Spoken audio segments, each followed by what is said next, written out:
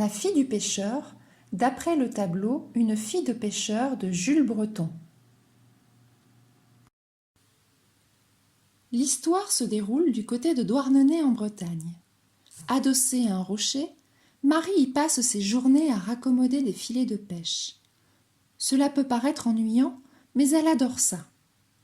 Elle en profite pour admirer le joli paysage de mer, d'algues et de pierres qui se déploie sous ses yeux. Et surtout, pour penser à lui. Elle porte caché sous sa cornette blanche le serre-tête rouge que lui a offert Henri, son cher et tendre. Cadeau qu'il lui a fait lors de son dernier retour sur terre.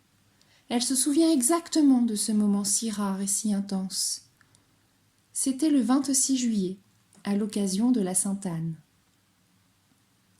Henri est marin. Son bateau s'appelle La fille du pêcheur. Il est souvent parti en mer avec ce navire.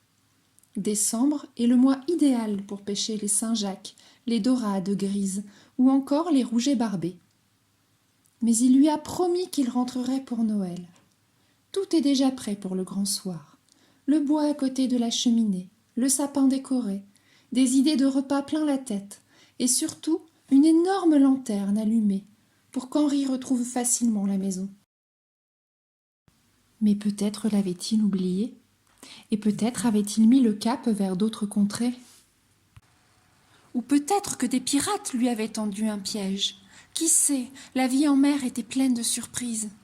L'an dernier, par exemple, une forte tempête avait sévi et avait empêché Henri d'être là pour Noël. Ce fut tellement dur pour Marie. Portant la main à son serre-tête rouge, elle ferme les yeux. Elle imagine qu'Henri a remonté de l'eau un trésor.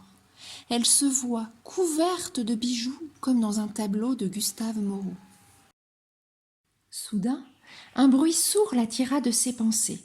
Un bruit reconnaissable entre tous. Elle se mit à courir, oubliant qu'elle était pieds nus.